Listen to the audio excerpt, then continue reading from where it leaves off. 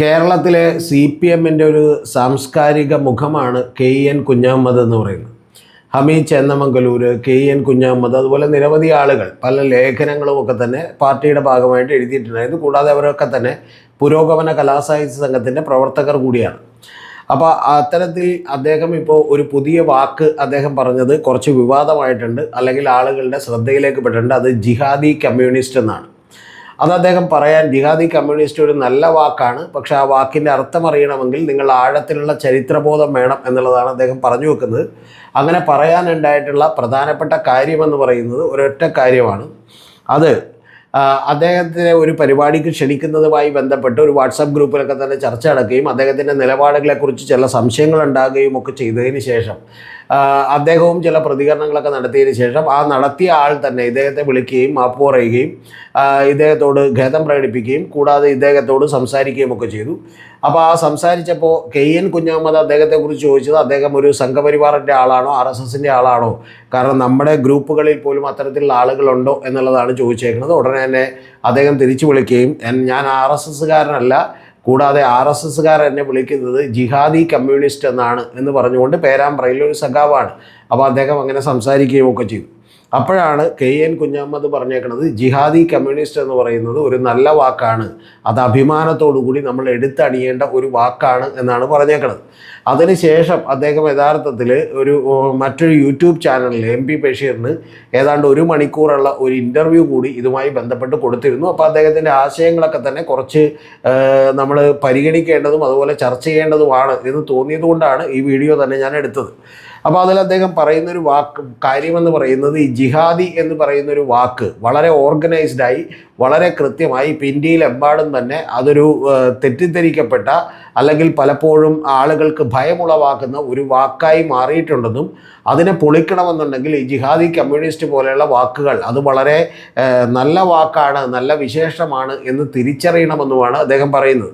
അതിൻ്റെയൊക്കെ അടിസ്ഥാനം നമുക്ക് എല്ലാവർക്കും അറിയാം. ഇപ്പോൾ ലവ് ജിഹാദ് അല്ലെങ്കിൽ ഈ പറഞ്ഞ പോലെ ഫുഡ് ജിഹാദ്, അങ്ങനെ ഏതെങ്കിലും ജിഹാദ് കൂട്ടി വെക്കുമ്പോൾ പലപ്പോഴും ആളുകൾക്ക് ഒരു ഭയമുണ്ടാക്കുന്ന രീതിയിൽ ആ വാക്കുകൾ മാറിയിട്ട് ആ വാക്കുകളുടെ അന്തസ്സത്തെ തന്നെ മാറ്റിയെടുക്കുന്നതിന് ഒരു പ്രോ സംഘപരിവാർ പ്രൊപ്പഗാണ്ടകൾക്ക് കഴിഞ്ഞിട്ടുണ്ട് എന്നുള്ളത് അദ്ദേഹം പറയുന്നതിൽ യാഥാർത്ഥ്യമുണ്ട്.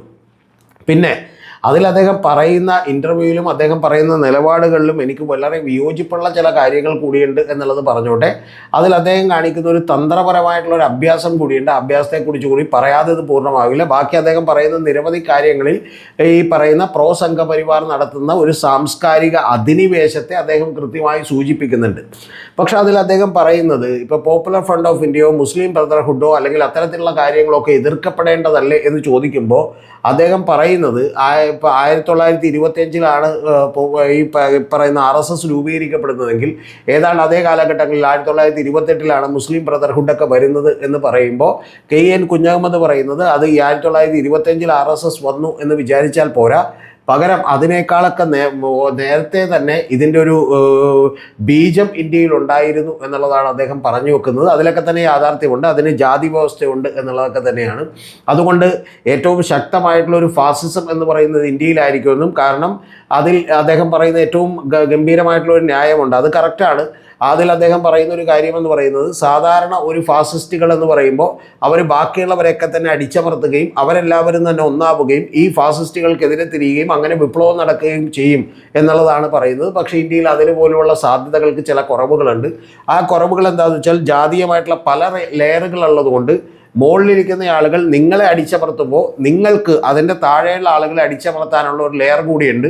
അപ്പോൾ അതുകൊണ്ട് തന്നെ ഇവരെല്ലാവരും കൂടി ഒരുമിച്ച് സംഘടിക്കുക, എന്നിട്ട് ഈ ഫാസിസ്റ്റ് ശക്തികൾക്കൊക്കെ എതിരാവുക എന്ന് പറയുന്നത് സംഭവിക്കാൻ കുറച്ചുകൂടി ബുദ്ധിമുട്ടാണെന്നും അതുകൊണ്ട് തന്നെ ഇന്ത്യയിലായിരിക്കും ഏറ്റവും ഒടുവിൽ വിപ്ലവം നടക്കുക എന്നുള്ളതുമൊക്കെയാണ് അദ്ദേഹം പറഞ്ഞു വെക്കുന്നത്.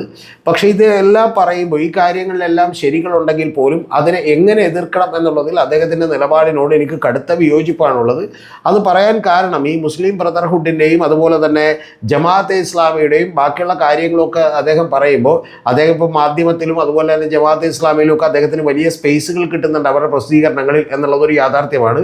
അത്തരത്തിലുള്ള സ്പേസുകൾ കിട്ടാനായിട്ട് അദ്ദേഹത്തിന് വലിയ താല്പര്യമുണ്ട് എന്ന് നമുക്കറിയാം. അതുകൊണ്ട് തന്നെ അദ്ദേഹം ആ രംഗങ്ങളിൽ കുറച്ചുകൂടി സൈലൻ്റ് ആവുകയും ഇൻഡയറക്ട്ലി അവരെ സപ്പോർട്ട് ചെയ്യുകയും ചെയ്യുന്നുണ്ട് എന്നുള്ളതാണ് വാസ്തവം. ഇൻഡയറക്ട്ലി സപ്പോർട്ട് ചെയ്യാൻ അദ്ദേഹം പറയുന്നൊരു കാര്യം, നമ്മുടെ നാട്ടിൽ നിൽക്കുന്ന ചില പരിതസ്ഥിതികളെ കൃത്യമായി മനസ്സിലാക്കിയാൽ ആ പരിതസ്ഥിതികൾ മനസ്സിലാക്കിക്കൊണ്ട് ഇത്തരത്തിലുള്ള സംഘടനകൾ ഉയർന്നു വരാൻ നിർബന്ധിതമാകുന്നതാണ് എന്ന് അദ്ദേഹം ഇൻഡയറക്റ്റായിട്ട് പറയുകയാണ് ചെയ്യുന്നത്. എന്ന് പറഞ്ഞാൽ ഇന്ത്യ പോലെ ഏതൊരു രാജ്യത്തിലും തന്നെ ഈ പറയുന്ന പോലെ ഒരു സ്വത്വ രാഷ്ട്രീയം, അത് പ്രത്യേകിച്ചും ഇത്തരത്തിൽ മതത്തിൻ്റെയോ ജാതിയുടെയൊക്കെ പേരിലുള്ള രാഷ്ട്രീയം പോലും ഉയർന്നു വരാനുള്ള സാഹചര്യങ്ങളുണ്ട് എന്നൊക്കെ പറയുകയും അതിനോട് നമ്മൾ അത്രത്തോളം വലിയ തീവ്രമായിട്ടുള്ള ഒരു എതിർപ്പ് കാണിക്കേണ്ടതില്ല എന്ന് ഇൻഡയറക്റ്റായി അദ്ദേഹം പറഞ്ഞു വെക്കുകയും ചെയ്യുന്നുണ്ട് എന്നുള്ളതാണ് വാസ്തവം.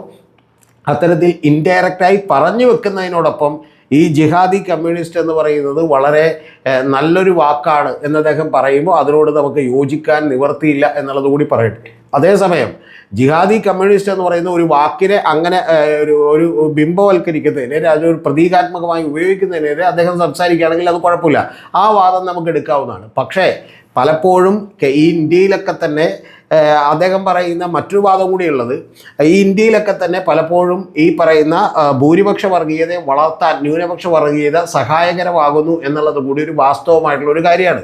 അതുകൊണ്ട് ന്യൂനപക്ഷ വർഗീയതയും ഭൂരിപക്ഷ വർഗീയതയും ഒരുപോലെ എതിർക്കേണ്ടതിന് പകരം ഒരാളോട് സോഫ്റ്റ്നെസ് കാണിക്കുകയും ഒരാളോട് മാത്രം എതിർക്കുകയും ചെയ്താൽ അതുകൊണ്ട് പ്രധാനപ്പെട്ട ഒരു വിശേഷണവും ഉണ്ടാവാനില്ല എന്നുള്ളതാണ്. ഇതിനും അദ്ദേഹം ചില കാരണങ്ങളൊക്കെ തന്നെ കണ്ടെത്തുന്നുണ്ട്. ആ കണ്ടെത്തുന്ന കാരണങ്ങളൊക്കെ തന്നെ വിചിത്രമാണ്.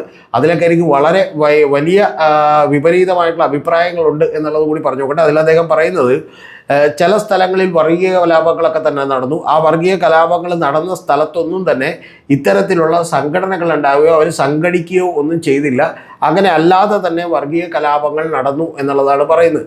പക്ഷെ അത് യഥാർത്ഥത്തിൽ നമുക്ക് ഡൈജസ്റ്റ് ചെയ്യാൻ പറ്റുന്നൊരു വാദമല്ല.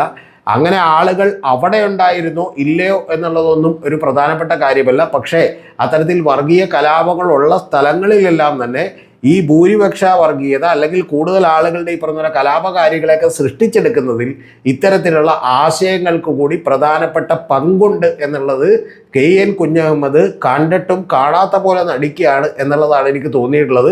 അതുകൊണ്ട് അദ്ദേഹത്തിൻ്റെ വാദങ്ങളെ പൂർണ്ണമായൊന്നും നമുക്ക് എടുക്കാൻ കഴിയില്ലെങ്കിൽ പോലും അദ്ദേഹം വളരെ തന്ത്രപരമായി ഇത്തരം പ്രസ്ഥാനങ്ങൾക്കെതിരെ ഒന്നും പറയാതിരിക്കാൻ ശ്രദ്ധിക്കുന്നുണ്ട് എന്നുള്ളത് നമ്മൾ കണക്കിലെടുക്കുമ്പോൾ പോലും ആ വീഡിയോയിൽ പറഞ്ഞിട്ടുള്ള ചില കാര്യങ്ങൾക്ക് വസ്തുതകളുണ്ട്, അല്ലെങ്കിൽ വസ്തുതകളുടെ ബേസ് ഉണ്ട് എന്നുള്ളത് യാഥാർത്ഥ്യമാണ് എന്നുള്ളത് കൂടി പറഞ്ഞു വെക്കട്ടെ.